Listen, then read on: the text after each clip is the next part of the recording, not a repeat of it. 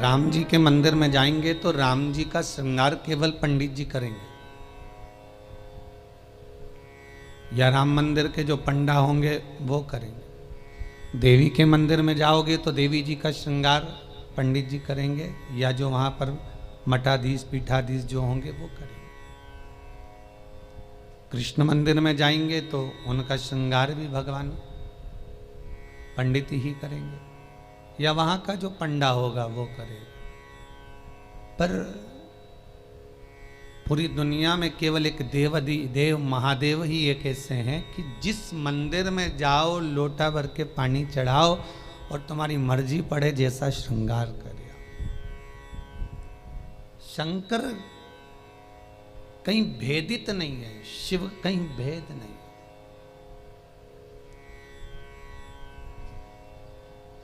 और बड़ी एकाग्रता, बड़ा चिंतन, बड़ा मनन शिव का।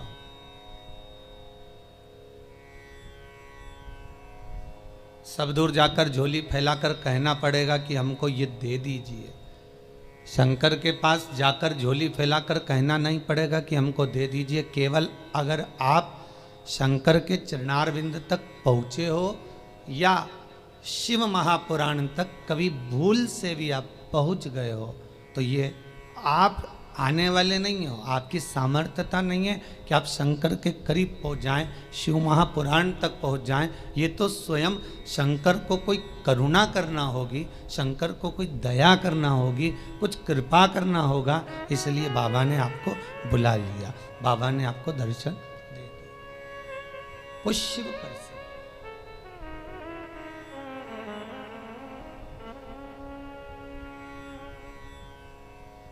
शंकर के दरवाजे पर जाकर अब कुछ मांगना भी मत, वो तो खुद दे देगा। बस जाकर बोल देना कि बाबा ऐसी बात है।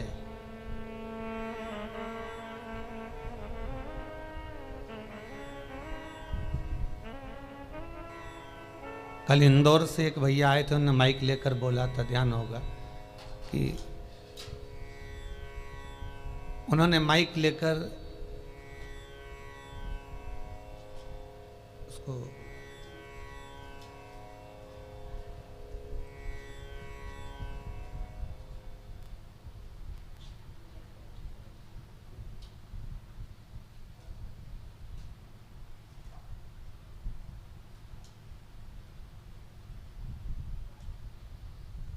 माइक लेकर बोला था कि भाई बाबा छोटा सा बालक है, आईसीयू में पड़ा हुआ था,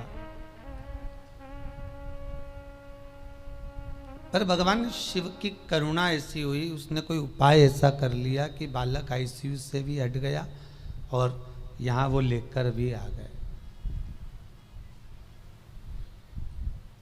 आपकी उपासना, आपका भजन, आपका कीर्तन, आपका नाम जाप, आपका स्मरण कभी खाली नहीं जाता,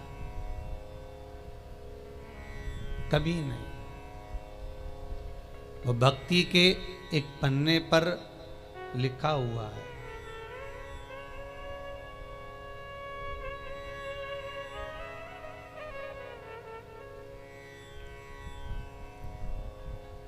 देवराज नामक का ब्राह्मण शिव महापुराण की कथा कहती है। 24,000 श्लोक इस शिव पुराण में है, 12 खंड हैं, 7 संहिता है। उसमें देवराज का जो चरित्र है, जो देवराज पहले तो सत्कर्मी था, भजनावली था, भगवान की भक्ति में डूबा हुआ था, भगवान का स्मरण में डूबा हुआ था, भगवत नाम में डूबा हुआ था। पर वही देवराज भगवत कर्म से वंचित हो गया केवल संगत के कारण। निवेदन है, ताली, थाली और प्याली, ये 3 मित्र मनुष्य को बर्बाद कर देते।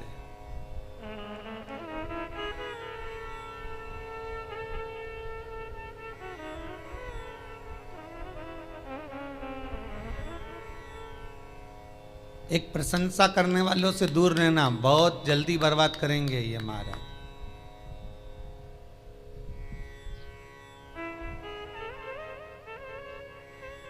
बहुत जल्दी हरा सकते हैं आपको।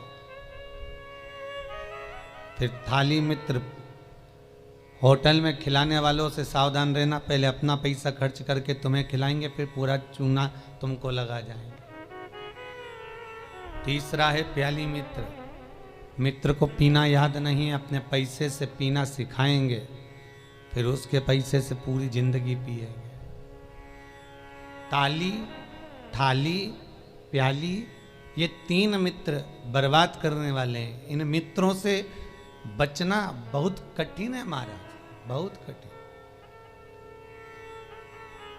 और अभी जो समय चल रहा है, कलयुग का जो प्रथम चरण चल रहा है, इसमें अगर कोई अच्छा बताने वाला होगा ना, रोकने वाला होगा ना, सतमार्ग बताने वाला होगा, कोई आपको गलत मार्ग से हटाने वाला होगा, तो वो बुरा लगता है। और जो आपको खड्डे में ले जाकर पटक दे, चूना लगा दे, लाखों करोड़ों में नीचे उतार दे, व्यापार व्यवसाय में कहीं ना कहीं ले जाकर गलत काम में तुमको फंसा दे, वो तुम्हें बहुत अच्छा लगेगा। ये कलयुग का जो फेर है, कलयुग का जो क्रम है, वो ये निश्चित कर देता है कि आपको सतमार्गी ठीक नहीं लगेगा।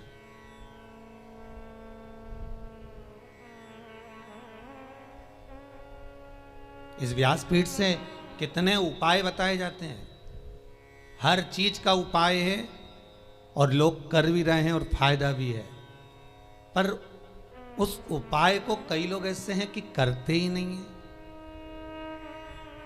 फिर किसी ज्योतिषाचार्य के पास पहुंचे, फिर किसी कहीं जाकर पूछ लिया, कहीं बाबा जोगी आ रहे होंगे उनके पास पहुंच गए, किसी का सिर घूम रहा होगा, माँ गेहूँ दाना लेके पहुंच गए, कहीं नारियल लेके पहुंच गए, फिर उनसे जाकर पूछेंगे, बताओ माताजी, बताओ पिताजी, हमको ये हो गया, हमको वो हो गया, और माताजी पिताजी बस तुमसे धन लूट सकते हैं। बताएं क्या? जो शिव है नजदीक में, जो शंकर है करीब में, जो शिव विराजमान है तुम्हारे भीतर, स्वयं जिसकी आराधना राम कर रहे हैं, जिसकी आराधना कृष्ण कर रहे हैं, जिसकी आराधना देवी कर रही है, दत्त कर रहे हैं, और सारे मंडल, नवग्रह, 16 मातृका, पंचलोकपाल, जितने भी देव हैं, 33 कोटि देवता जिसकी आराधना कर रहे हैं, वो शंकर की आराधना करने में अपना क्या जाता है?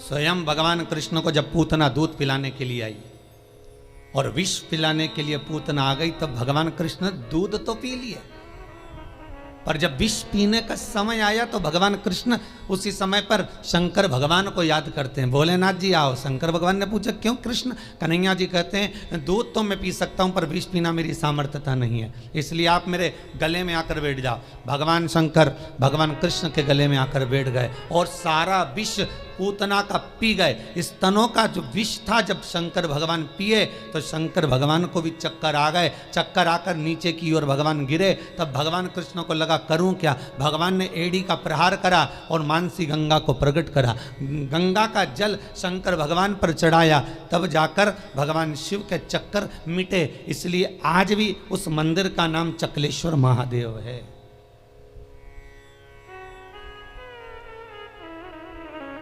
गोवर्धन नाथ जी की परिक्रमा में पड़ता है चकलेश्वर महादेव।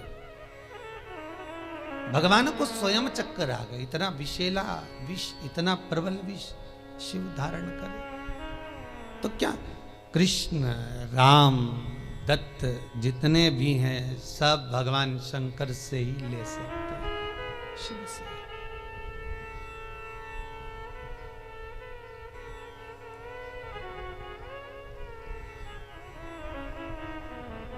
और कभी खजाना कम ना होता उसके दरवाजे का, वो लुटाता रहता है। अंबारियों में लुटाया उसने।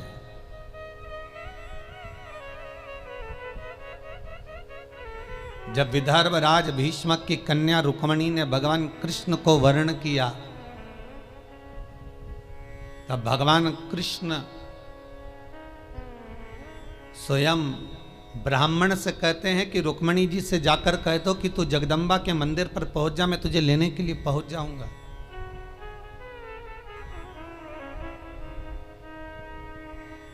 क्योंकि भगवान कृष्ण जानते हैं एक शंकर का मंदिर और एक देवी का मंदिर, ये दो मंदिर के दरवाजे कभी बंद नहीं होते, कभी बंद नहीं।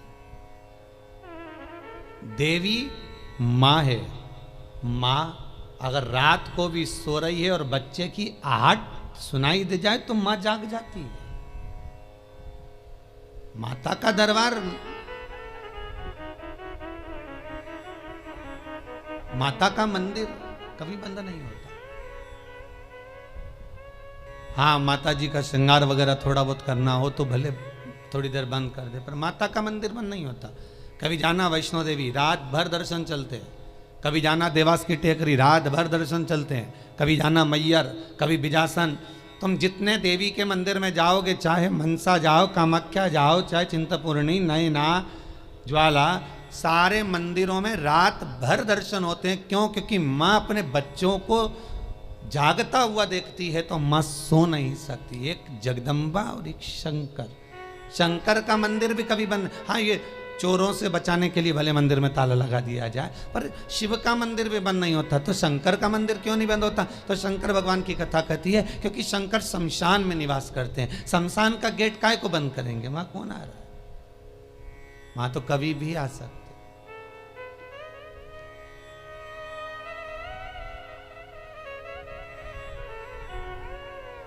शिव भस्मीधारी, शिव त्रिपुंडधारी, त्रिकालदर्शी, उसका भी दरवाजा बंद नहीं होता। कोई शंकर से पूछे कि तुम कितनी बजे सोते हो? भगवान शंकर से कोई पूछ ले या माता रानी जगदम्बा भवानी से कोई पूछ ले, तुम सोते कब हो? चलो वो भी जाने दो, तुम घर की मां से पूछ लेना, मां तो कितनी बजे सोती है? जरा सी बच्चे की आहट आई, जग जाएगी। भले बच्चा छोटा है तब की भी बात जान दो। बच्चा अगर बड़ा भी हो गया ना, कॉलेज भी पढ़ रहा है, खूब अच्छी नौकरी वोकरी भी करने की तैयारी कर रहा हो या नौकरी कर भी रहा हो ना, तो भी माता का हृदय माता का होता है। अगर बच्चे की जरा सी रात्रि को पढ़ने बैठा हुआ है, बैठा भले बड़ा बच्चा है और रात को अगर पढ़ाई कर रहा है, कितनी बजे बेटा पढ़ने बैठा और कितनी बजे तक पढ़ा, माता को बेटे को बताने की जरूरत नहीं होती। बेटा बताए ना माँ को तो भी माँ जान जाती है कि रात को तू 4 बजे तक पढ़ रहा था, ले मैं चाय बना कर ला देती। ये माता की आहट है, ये माता की वात्सल्यता है, ये माता की करुणा है।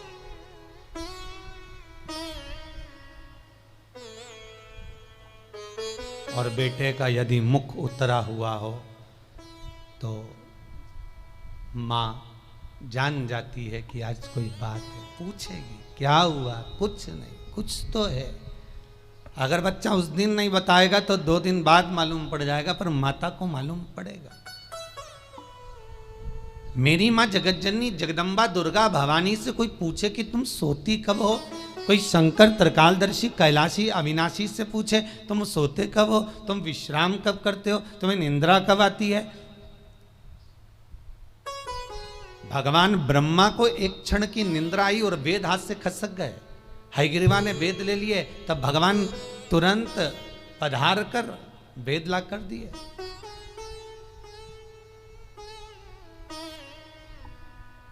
भगवान विष्णु 4 महीने के लिए सोते हैं। देव सोनी एकादशी पे सो गए, अब देव उठनी आएगी ना कार्तिक में, तब बढ़िया चकाचक उठेंगे। दत्त भगवान भी सोते हैं। सारे 33 कोटि देवताओं के सोने का श्रृंखला लिखी हुई है कि कौन देवता कहाँ कितने समय के लिए विश्राम करता है, कितने समय के लिए आराम करता है, कितने समय के लिए कौन सा देवता कब निंद्रा ग्रहण करते हैं, ये सब कुछ शास्त्रों में लिखा हुआ है। पर एक देव अधिदेव महादेव के लिए कहीं नहीं लिखा कि शंकर भगवान कितनी घड़ी, कितने पल, कितने क्षण सोते हों। एक शिव के लिए और एक जगत जननी जगदम्बा अम्बा माता पार्वती के लिए कहीं नहीं लिखा कि ये सोते हो। गणेश जी का भी विश्राम लिखा है कि गणेश जी भी विश्राम करते हैं। कार्तिकेय का विश्राम लिखा है, कार्तिकेय विश्राम करते हैं। शंकर भगवान की कन्याएं जया, विषहरा, शामरीवारी, दोतली, देव, इनका भी लिखा है, इनका भी वर्णन लिखा है। जया, विषहरा, शामरीवारी, दोतली और देव, ये पांचों कन्या शाम को ठीक प्रदोष काल के समय पर विश्राम ले लेती है। इसलिए प्रदोष काल के समय, जैसे सूर्य अस्त होने का जब समय आने लगता है, प्रदोष काल जब आने लगता है, तब शंकर जी के ऊपर जो जलाधारी लगी रहती है, जिसमें से बूंद बूंद पानी गिरता है, वो जलाधारी को हटा दिया जाता है।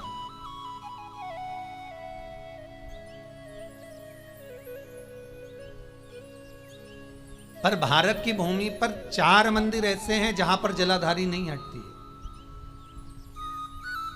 जहां पर निरंतर जलाधारी में से जल गिरता है, निरंतर।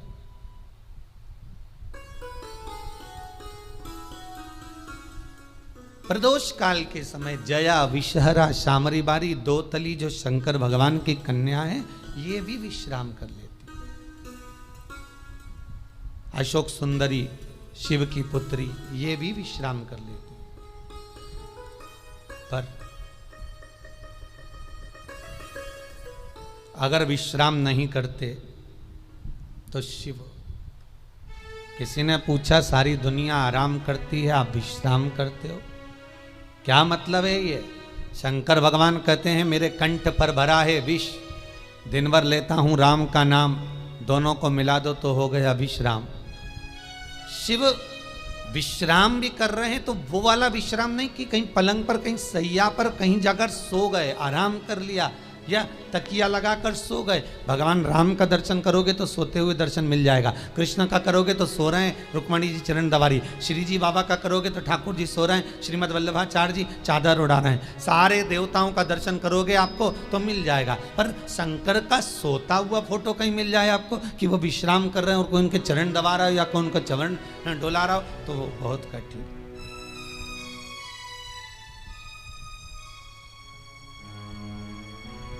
बेटा यदि पुकारे,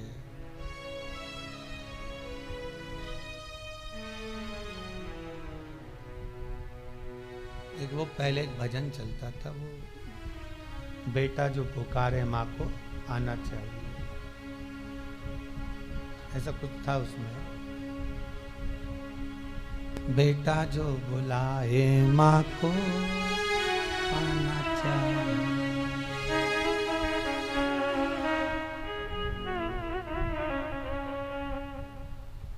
माता के चरणों में शीश नवाना चाहिए, बेटा जो बुलाए माँ को आना चाहिए। वो बुलाए, माँ भी जाग रही है अपनी संतान के लिए। अभी ये 7 दिन की जो पुरुषोत्तम शिव महापुराण की कथा है, ये जब विराम होगी उसके बाद में शिव शक्ति शिव पुराण प्रारंभ होगी। उसमें सारे माता के एक एक भाव, जगत जननी जगदम्बा ने अपनी बिछोड़ी चूड़ी केश फेंक कर भी किस किस का उद्धार कर दिया और किस किस को मार दिया, वो तक का वर्णन है मारा। नवरात्र में अपन सुनेंगे कथा।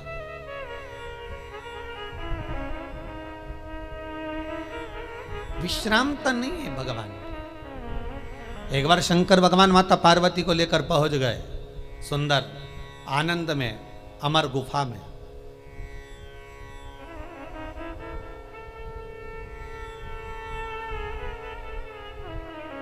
जिस अमर गुफा में शंकर पार्वती जी को अमर कथा सुना है, केवल पार्वती को नहीं, केवल माता पार्वती को अमर कथा नहीं सुनाई है भगवान शंकर ने अमर गुफा में। भगवान के साथ में पार्वती के जितने अवतार हुए, कमला बनी, तारा बनी, धूमा बनी, बगला बनी, मातंगी बनी, मनसा बनी, नैना बनी, चिंतपूर्णी, ब्रह्मचारिणी, कुष्मांडा, कल्याणी, जितने भगवान के अवतार हुए। शंकर जी की शादी कितने बार हुई है? 51 बार। और ये पार्वती के साथ में 52वें नंबर की शादी है।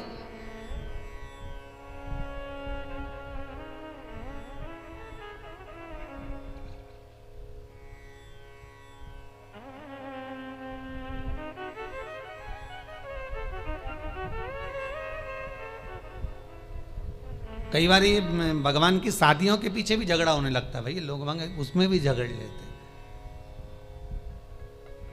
ये गांव में एक पंडित जी कथा करने आए, उन्होंने सुंदर महाभारत सुना दी, सुनाई तो उसमें सब अच्छा अच्छा सुना दिया, द्रौपदी का चरित्र भी कह दिया, 5 पति थे, ऐसा था वैसा था। इतने में पंडित जी जाने लगे कि आज महाभारत समापन हो गई, चलो सब दूर से दक्षिणा इकट्ठी कर लाऊं, जजमान के घर जाऊं। पटेल साहब क्या गए, पटेल साहब राम राम। पटेल साहब बोले सीताराम जी। आओ पंडित जी बैठो। अब पंडित जी तो बैठ गए, खटिया लगा दी, पटलन गोबर से लीप रही थी, पटेल साहब बैठे थे, हुक्का धुन रहे थे। हुक्का धुनते धुनते बोले, पंडित जी तुमने कई कथा सुनाई महाराज, हमारा मन चोखा कर दिया,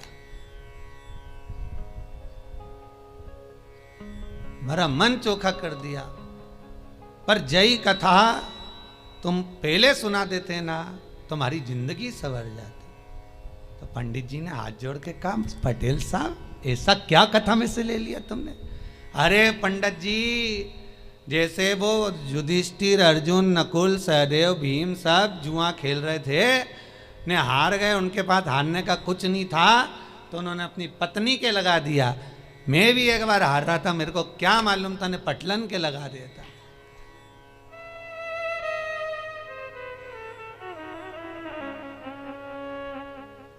अब तो पटलन गोबर लीपती लीपती उठ के खड़ी हुई, इतना सारा घूंघट करके बोली, पंडित जी सही में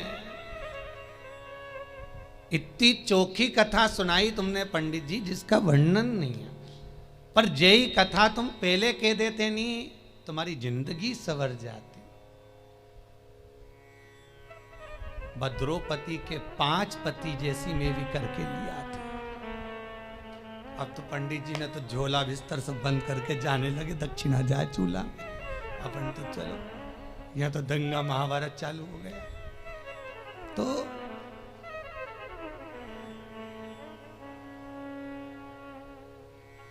केवल पार्वती को अमर कथा नहीं सुनाई जा रही है, शिव महापुराण की कथा कह रही है, पार्वती अकेली कथा नहीं सुन रही है।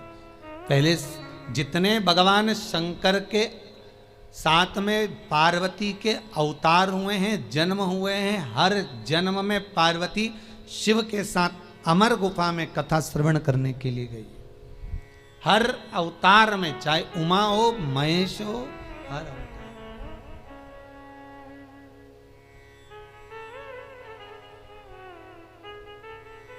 और निवेदन करूं आपसे, जितने लोग ऑनलाइन कथा को श्रवण कर रहे हैं, यूट्यूब फेसबुक पर सुन रहे हैं, उन सभी को निवेदन करूंगा, आप पुरुषोत्तम शिव महापुराण का 4th भाग श्रवण कर रहे हो। ये 4th भाग का पहला दिन है।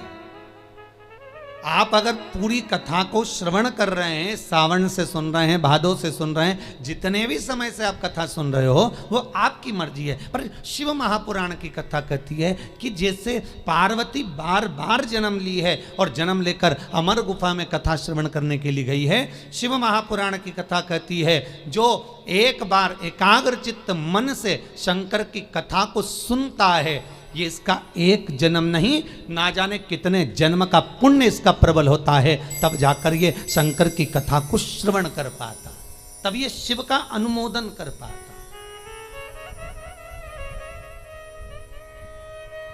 कितने जन्म, 84 लाख योनियों में 20 लाख योनि तो ये पेड़ पौधे की है। कभी गुलाब का पौधा, कभी गेंदा का फूल, कभी गोभी का पौधा, कभी कद्दू का, कभी लौकी का, कभी भिंडी का, कभी दूबा, कभी घास, कभी खाकरा, कभी आम, कभी आंवला। इसका भी क्रम समझ लेना। छोटे से छोटे नल्ली के पास में बने हुए कीट से लेकर आंवले का वृक्ष, बड़ का वृक्ष, पीपल का वृक्ष, जब तक पहुंचते हैं समझ लो कई योनियां तो हमने काट चुके हैं। ये आंवले का पौधा देखो, कहीं तुलसी का पौधा देखो, कहीं बड़ का पौधा देखो, तो समझ लेना इनकी 20 लाख योनियों में से कम 18 लाख योनि ये काट लिए, तब जाकर ये पीपल और बड़ और आंवला बने।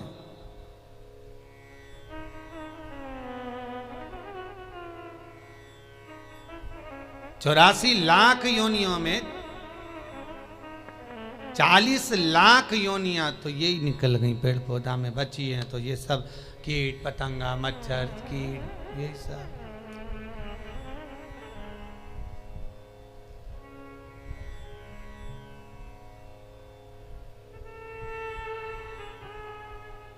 अब एक ये कोरोना महामारी हो गई, ये 84 लाख योनि में नहीं है, ये कहीं अलग से ही आ गई। ये जो जीव जंतु है,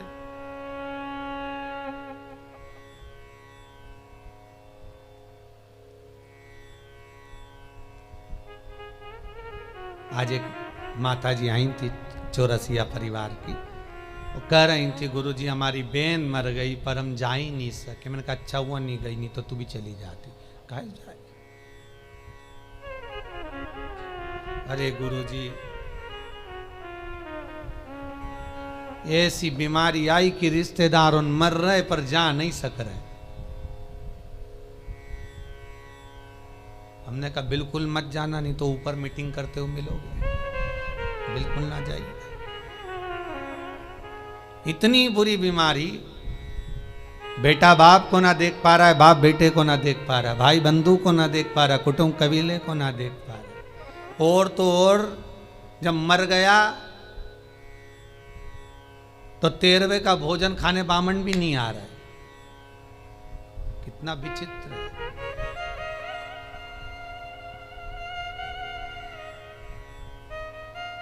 सोचा 12वें का भोजन करा दे, ब्राह्मणों को बुला ले, ब्राह्मणों ने पूछ ले भैया ये बताओ कैसे निपटा, तो के कोरोना में, तो के भैया रहने दे तू तो दादा छोड़। बड़ी विचित्र बीमारी।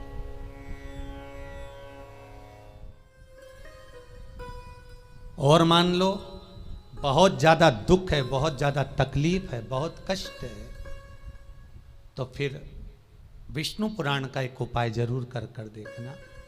महाराज विष्णु पुराण में स्पष्ट कहा है कि कार्तिक का प्रथम दिन किसी नदी में स्नान कर कर, तालाब में स्नान कर कर, नदी तालाब नहीं हो तो घर में ही स्नान कर कर, घर के दोनों दरवाजे पर, घर के बाहर दोनों दरवाजे पर घी का दिया लगा दें, उसमें एक कमल गट्टा, किराने की दुकान पे मिलता है काला कलर का कमल गट्टा, एक एक डाल दें नाम और गोत्र बोलकर, और शाम के समय पर एक दिया घर की देहली पर प्रतिदिन कार्तिक के महीने में लगा दें। महाराज विष्णु पुराण का उपाय।